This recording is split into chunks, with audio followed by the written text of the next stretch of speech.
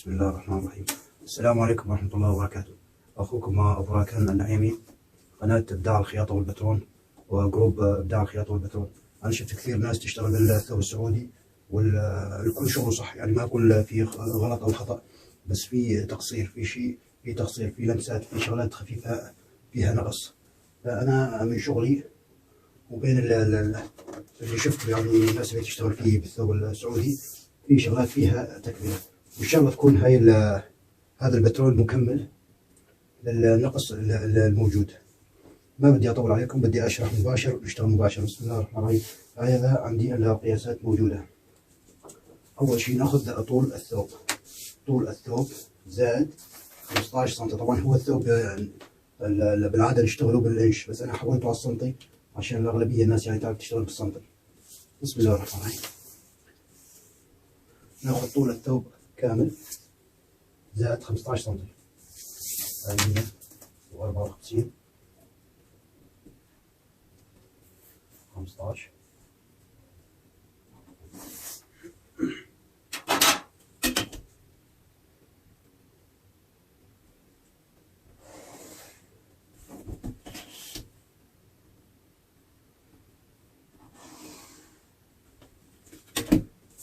ناخذ عرض الأكتاف، طبعا نصف عرض الأكتاف، نصف عرض الأكتاف زائد 1 سم. عندي عرض الأكتاف 46، يعني 23 و1 سم 24، هاي 24 سم. ناخذ علامات طبعا على 24.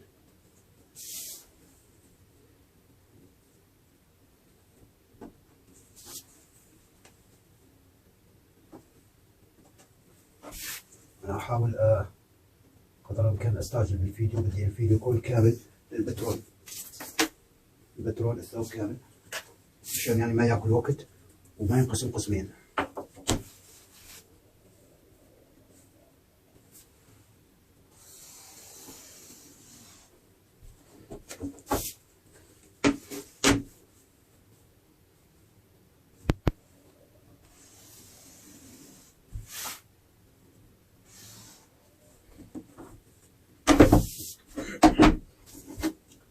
بلش بدوران الرغبة. دوران الرغبة أو الياقة ينقسم على خمسة،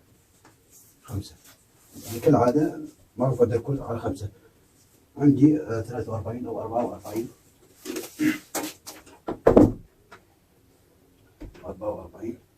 نجيب 5 فيها 8 ونص. 43 فيها 8 ونص. 8 ونص ننقص 1 سم. 8 ونص ننقص 1 سم، يعني نحط 7 ونص. 7 ونص، وبنقص كمان سنتي من الطرف الثاني من فوق.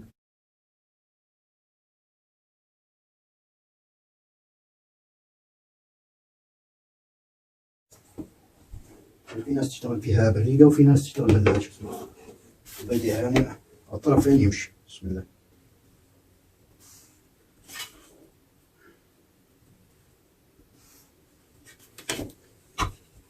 اللي عنده ريقة طبعا أفضل لأنه يطلع بشكل. طيب عندي أنا نزلة الكتف. نزلة الكتف الناس تنزل بالعادة 5 سم. أنا من خلال شغلي يعني يظل في شيء عضله بسيط، أنا بنزل 5 ونص. 5 ونص، يعني 5 ونص يطلع ممتاز 100%.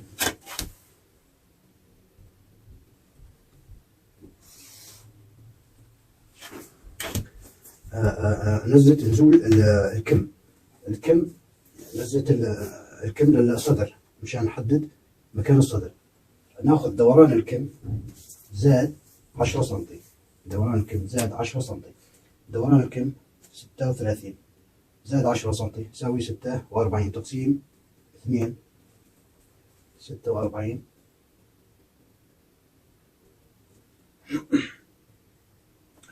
تقسيم 2 يساوي 23. طبعا هذا النزول من فوق، هاي 23. 23 ناخذ خط مستقيم، هذا يعتبر خط الصدر. في شيء اسمه فنيقة أو السفرة اللي تحت الكم، تنأخذ من 14 إلى 18 سم حسب الشخص، حسب يعني يكون طويل يكون قصير، يعني حسب طوله تقريبا، بس انا احب اخذها على 18 على الاغلب، يعني يكون الشخص مرتاح يعني، عشان الجيب وما جيب والتخصير، يعني كمان الثوب السعودي فيه تخصير. هاي 18 سم. هسه هين خالص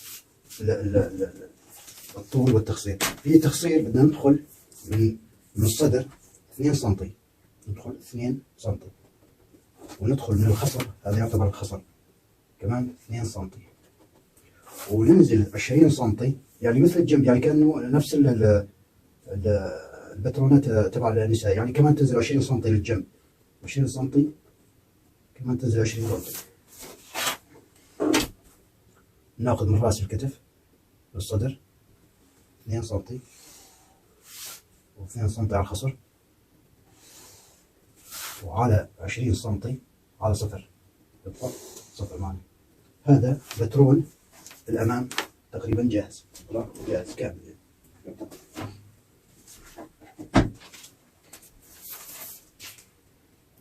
نجي على بترون الخلف. بترون الخلف تقريبا نفس الشيء، بس في عندك إضافة، نضيف تقريبا 4 سم، معروف من ورا بدأ 4 سم، معروف من ورا 4 سم، ترفعها غير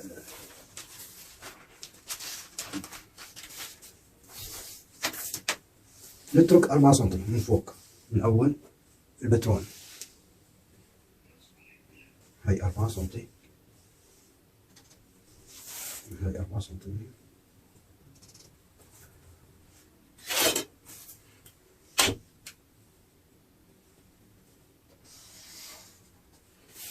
من خط ال4 سم هذا اللي تركناه ناخذ طول الثوب، نفس ما أخذنا طول الثوب على الطرف الثاني 54 سم. هاي 54. ناخذ 15 سم نفس اللي فوق، 15 سم، هذه الثانية، ثانية الذيل.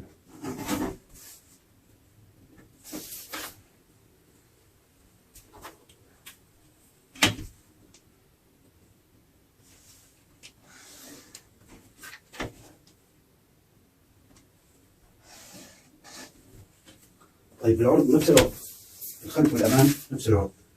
قلنا النص، نص الكتف 23، هو 46، 23 زائد 1 تساوي 24.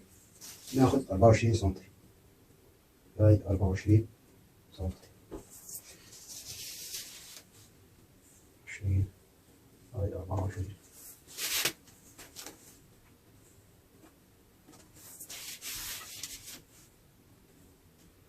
أنا أحاول إني أجمع الثوب كله بترون واحد وفيديو واحد، يعني فيديو واحد يختصر للكل، عشان يعني اللي ينزل يشوف الفيديو يشوفه كامل، يعرف طريقة تفصيل الثوب كامل إن شاء الله تعالى.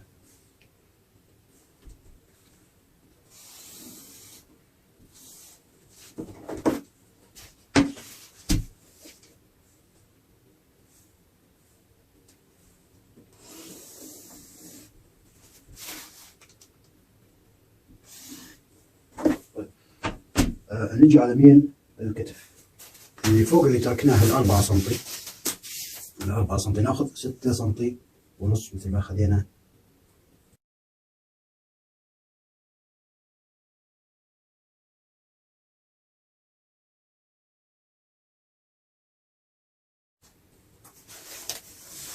اخذ بريدة،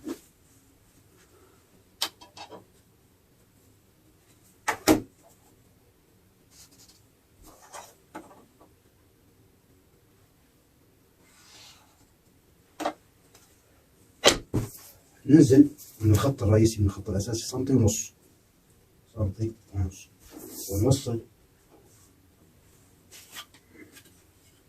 الخط الرئيسي في دائرة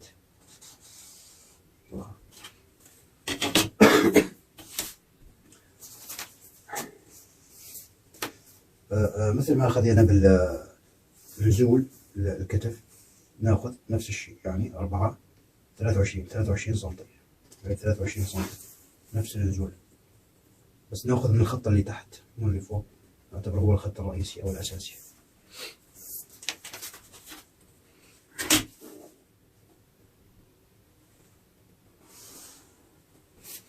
وكمان نفس الشيء ناخذ 18 سنتي.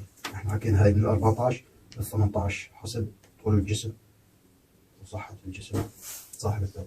انا بحب اخذها بالاغلب 18 سنتي تكون مرتاحة عشان تجيب الجنب. هاي 18 سنتي. ندخل 2 سنتي التقصير، هذا يعتبر خط الصدر. هاي 2 سنتي، 2 سنتي من الخصر تقريبا او البطن. هاي 2 سنتي، وننزل على 20 سنتي، 20 سنتي على صفر او على ما فيش مثل ما يقولوا.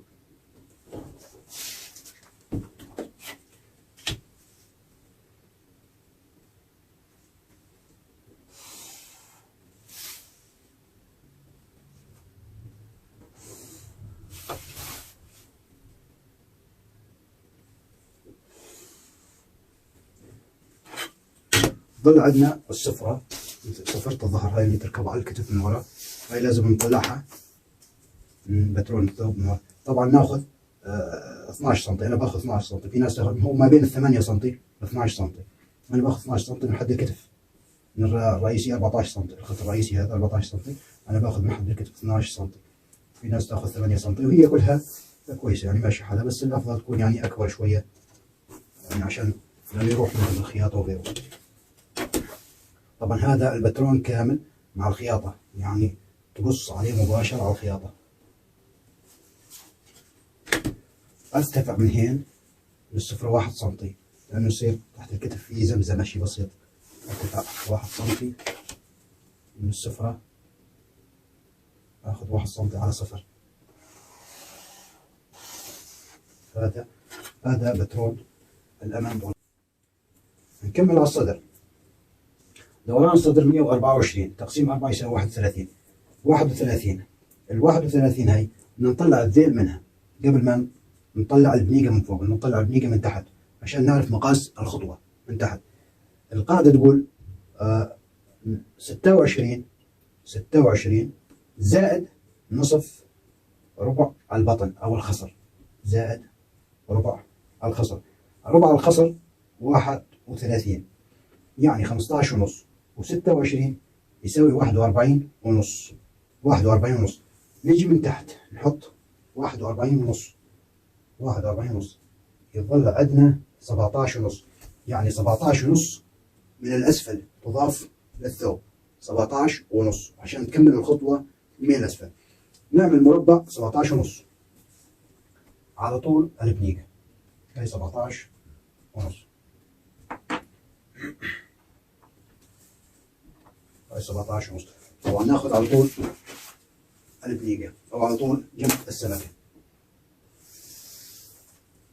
طبعا ليها قياس غير القياس هذا، أنت تاخذها لحالك، بس بما أنه مرسوم البترون ناخذ على نفس المسافة، نفس مسافة البترون 129 بترون.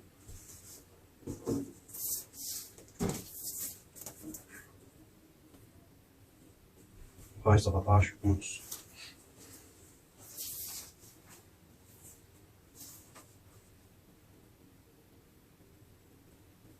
سبعتاش ونص.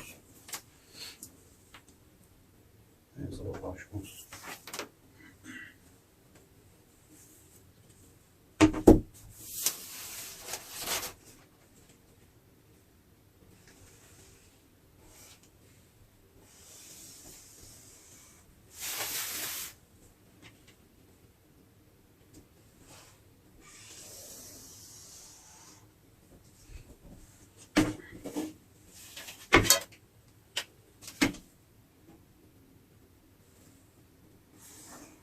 طبعا مع إضافة ال 15 سم للذيل، يعني على طول نفس الثوب، على نفس الطول يكون هاي ال 15 سم.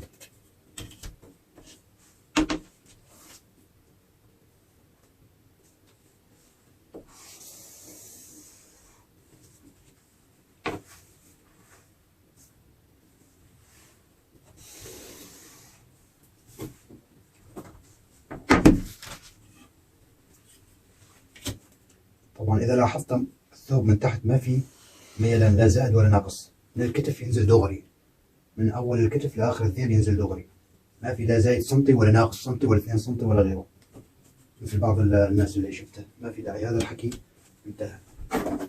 نحن احنا ناخذ ال9 سم اللي حكينا على 9 سم عشان نكمل الصدر. 9 سم وسنتي يجي للخياطة معناته يصير 10 سم. هاي 10 سم. نجي من آخر البنيكة، آخر الثوب، مو الذيل اللي تحت، لأنه 15 سم هاي الثانية اللي قبلها، نطلع 20 سم، نحط علامة 20 سم. من هاي العلامة ال 20 سم راح تنزل دغري، ما راح يكون في ميلان، ما راح تكون سمكة للآخر. ال 20 سم تيجي مربع أو على المستطيل نفسه. ناخذ من 20 سم على 10 سم تبع البنيكة.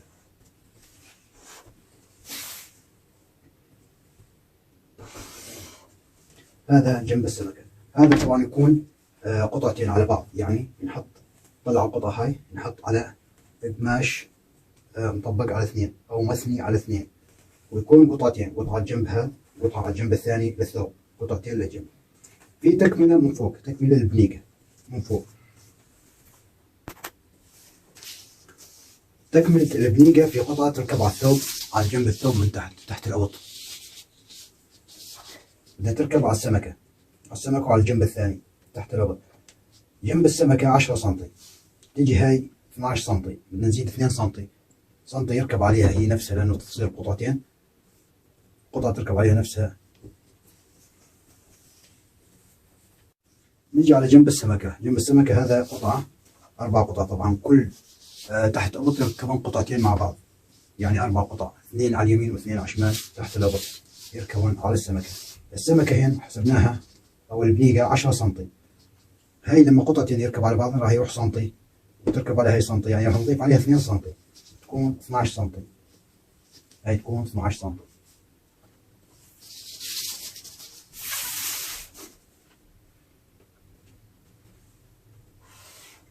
هاي 12 سم. الارتفاع 22، راح نضيف عليها 4 سم، هي 18 سم نفس هاي، راح نضيف عليها 4 سم. هاي 4 سم تصير 22، هاي 22 وهاي 22. بدنا ما نتقيد بين هذا، راح ارسمها بقلم رصاص عشان ما تبين بالاخر. راح تنزل من نفس النقطة، تحط 18 سم، هاي 18 سم، وتخلي ال4 سم مفصولة، هاي مبينة لحالها. ترجع على الطرف الثاني كمان 22 سم قلم رصاص. الزاوية هاي راح تطلع منها 4 سم، ال4 سم هاي اللي حطيتها هين راح تطلع منها كمان هين 4 سم، هاي 4 سم.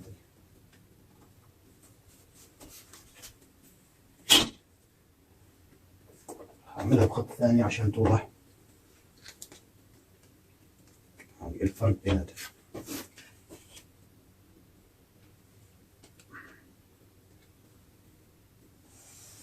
هذا 18 سم زائد 4 سم، هاي 4 سم اللي ضفناها، ماشي، صار 22، وهاي 22 سم، ماشي، هاي 22 سم. رح ناخذها بشكل مستقيم، يعني تطلع مستطيل، ماشي. هاي ال4 سم ننزل 4 سم من زاوية البليقة، هاي من زاوية المستطيل من هين ننزل 4 سم، هاي 4 سم، ونطلع من الطرف الثاني من هين من الزاوية هاي 4 سم، هاي 4 سم، وناخذ على النقطتين خط مستقيم. هاي طلعنا 4 سم من هنا و4 سم من الطرف الثاني،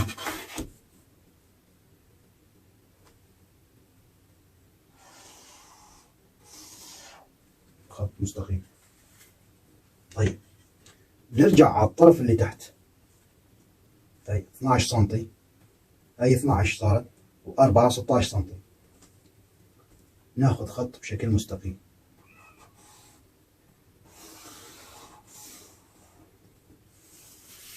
يطلع عندنا هذا، خلاص ما له لزوم. تصفي عندنا هاي البنيكة، هذه اللي تركب على السفرة، اللي تركب على السمكة من فوق. طبعا ممكن نطلع منها سنتي أو نص سنتي من النص، سنتي أو نص سنتي، ناخذها بشكل مايل أو بشكل دائري أو بالريقة عشان تعطي لف تحت الأبط، تعطي لفة خفيفة أو بسيطة.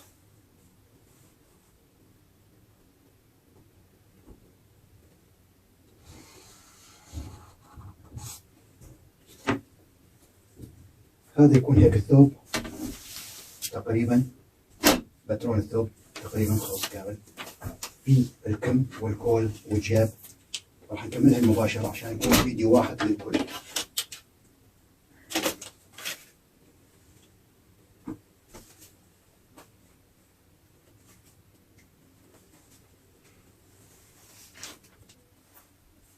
نجي على الكم، ناخذ طول الكم، طبعا طول الكم وعرضه زائد 8 سم. طول الكم 64 زائد 10 سم للثانية يساوي 74. طبعا ما عندي ورقة كمل أنا من 74، آخذ بالأول نقطة على 64 والثانية وصلت 71، يعني ناقص شوي، ناقص حوالي 4 سم. طيب عرض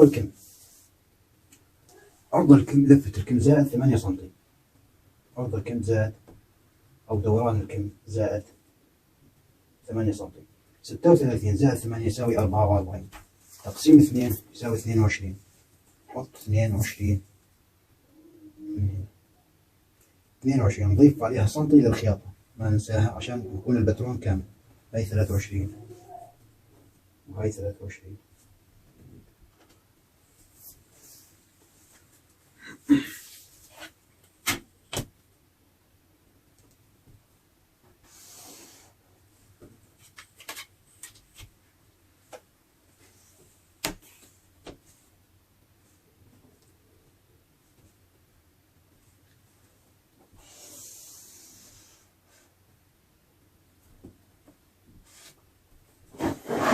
هذا صار عندنا بشكل مستطيل. ننزل من أسفل الكم من تحت 4 سم، ننزل 4 سم ونحط نقطة.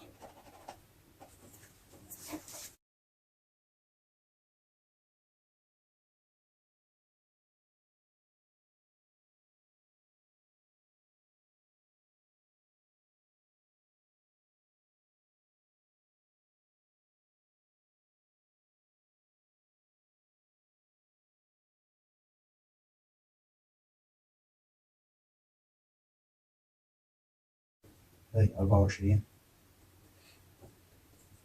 هاي 12، هاي 6، هاي 18. ننزل سنتي إلا، هاي 0، هاي نطلع سنتي إلا شوي.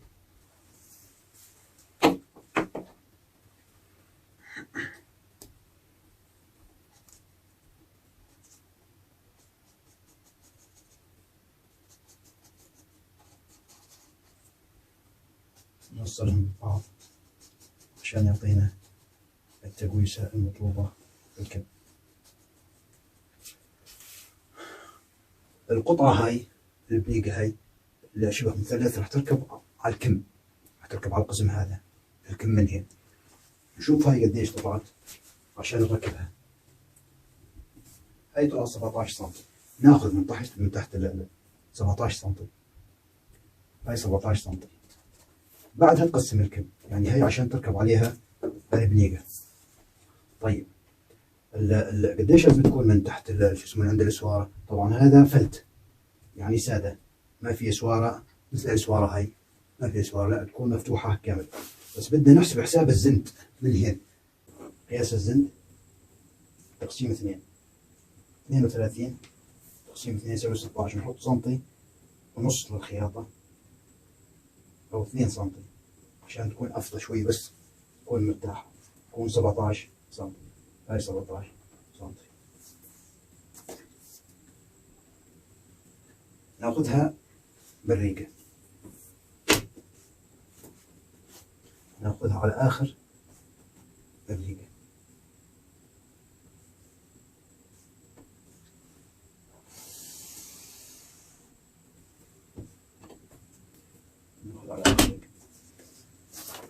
باقي ال10 سم طبعا ما عندي 7 سم يعني تقريبا. باقي 6 سم أو 7 سم. 6 سم. شوف من هنا قديش 6 سم عشان نفس الثانية 17 ونص، باخذ 17 ونص من هنا عشان لما أثني هاي على هاي ما تكون واحدة طويلة واحدة صغيرة، تكون نفس المسافة.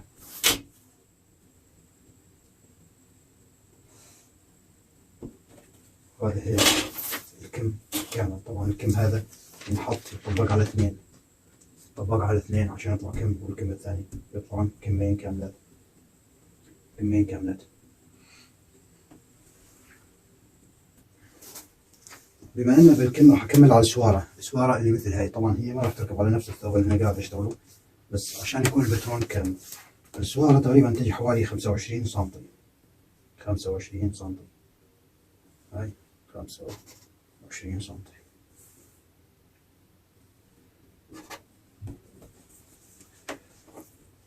العرض تبعها 7 سم. طبعا في ناس تسويها 7 8 9 تكون طويلة يعني. لا، هي حدها 8 أو 7. 7 أفضل شيء يعني عن تجربة الناس اللي تتقبلها كلها على 7 سم. هاي 7 سم. 7 سم.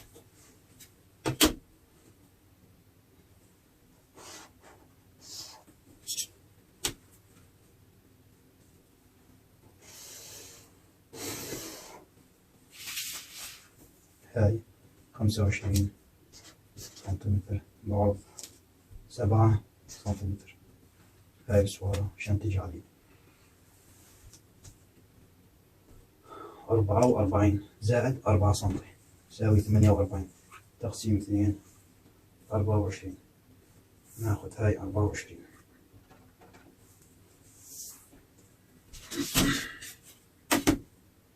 بالأول ناخذ خط مستقيم، بعدين ناخذ عليه 24. ناخذ الارتفاع. الارتفاع 4 سم. هاي الارتفاع من هنا 4 سم.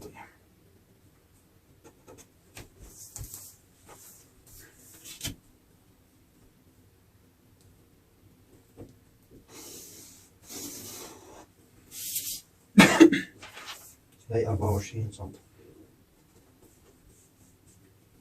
هاي 24.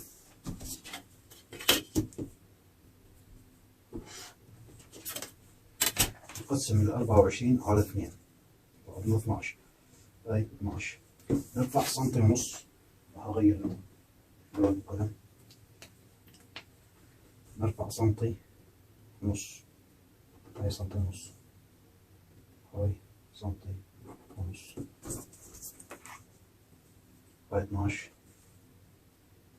وهاي 12.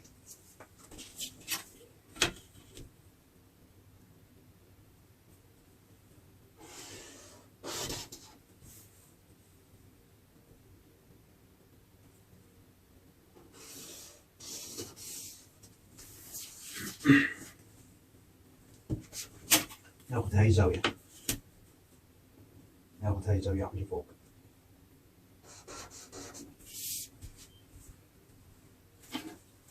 ناخذها بالريقة شيء بسيط عشان تجي لفة خفيفة.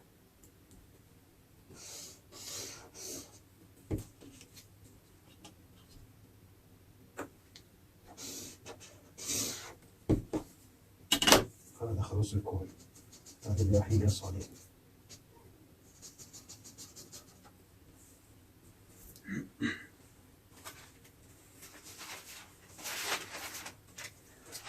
راح اجيب جيب الجنب، جيب عفوا جيب الصدر. الجيب اللي على الصدر معروف. الجيب اللي على الصدر في ناس تحبه دغري، في ناس تحبه مايل شيء بسيط. من تحت 12 سم. 12 سم. ارتفاعه 14 سم.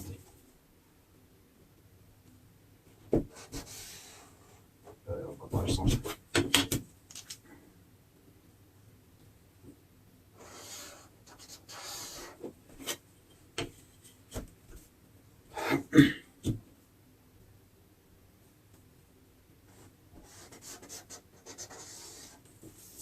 هاي 14 سم. طبعا لازم يكون في مرة دلوة 4 سنتي أو 3 سنتي حسب الطلب.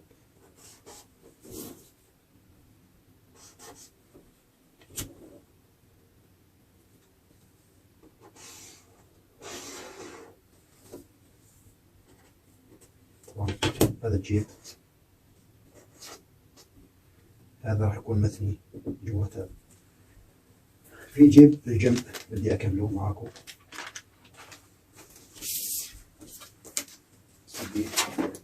بدي أبين وين يركب جيب الجنب.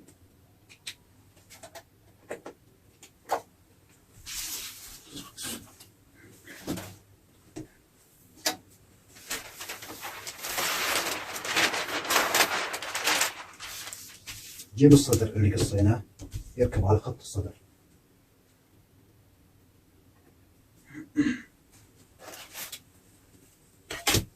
تنزل خط الصدر 14 سنتي.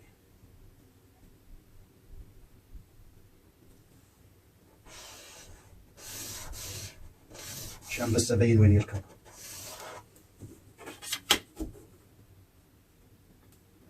طبعا هاي نزلت لنا 13 سنتي، 13 سنتي على الطرفين. يعني في سنتي بسنتي بدي أكسرهن عشان تجي مثلث من تحت. وهاي 12 بدل 12 راح تكون 10 سنتي يكسر من هين، سنتي يكسر من هين، عشان تكون مثلث من تحت تكون واضحة. هذا جيب الصدر يركب 14 ب 12. جيب الجنب، جيب الجنب راح يركب هين. راح تنزل خط الخصر 4 سنتي، 4 سنتي. فتحة الجيب راح تكون 17 سنتي، هاي 17 سنتي.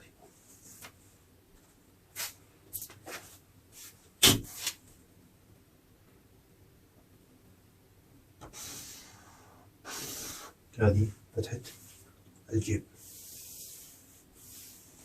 أظن أنها واضحة على الكاميرا.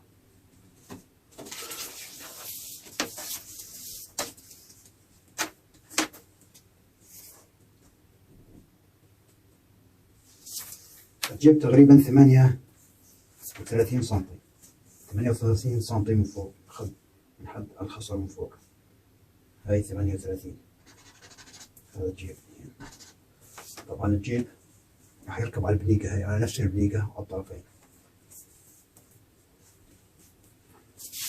ناخذ جيب، هاي البليقة قديش؟ 10 سنتي. ناخذ 10 سنتي، 10 سنتي، 10 سنتي.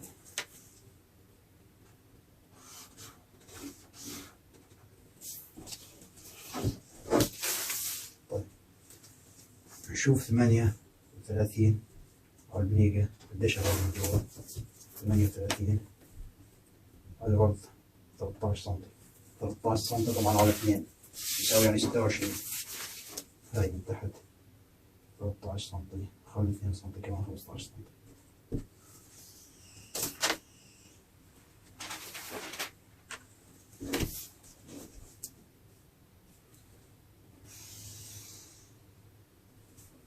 هذا الجيب، هذا 2 يقص 2. هذا يركب من هنا كامل، هذين هذا من هنا. هذا أيضا كله واضح. راح أقص البترون كامل وأرجع أصوره. طبعا هذا بترون الثوب بعد ما قصيناه وطبقناه يركب بهذا الشكل. في الأسوارة، في الأسوارة تجي على الكم، بدل ما يكون فلت هاي الطرفين ممكن تتغير، يعني ممكن تكون مفتوح، ممكن يكون سوارة نفس هاي السوارة. في شغلة ثانية في هاي كمان الجيب، هذا جيب الجنب شايف، هذا مطبق طبعا على 2 شايف، وهاي اللي يطبق على 2 يركب معاه على الضبط، يعني يتخيط عليه على الداير. بس من هنا طبعا ما يتخيط، لازم يكون مثني أو مخيط على بعضه هذا لحاله، لا يكون في خياط من برا باين على الثوب. وهذا الجيب طبقنا، هذا نفس الجيب، هذا نفس الجيب يركب على جيب الصدر. في الظهر طبعا الظهر تقريبا نفس الصدر، هاي الظهر، نقص الصدر، بس في يختلف السفرة. هاي السفرة، هاي طبعا تنقص، يكون مثل البنسة بيناتهم، يعني في فراغ 1 سنتي، في فراغ 1 سنتي، شايف من هنا، هاي في فراغ هنا 1 سنتي، هذا يتخيط مع بعض عشان ما يكون في زم من ورا، يتخيط على بعضه مثل ما هم. هذول ما بدهم زيادات خياطة، ما في، كله مجهز على الخياطة كامل. في ناس تقول لك زود 2 سنتي أو 3 سنتي من هنا، لا احنا في عندنا 4 سنتي زيادة من فوق، تروح منها 2 سنتي خياطة، تطلع 2 سنتي مع الرقبة. وأصلا هذا الذيل طويل، يعني أنت بعد ما تقص وتركب راح ترجع تقص من الذيل عشان تطبق طول الثوب المضبوط. إن شاء الله تكونوا استفدتوا وتكون مفيدة وتتعلموا منها، وتكون تفادينا الأخطاء اللي شفناها. والله يعطيكم العافية.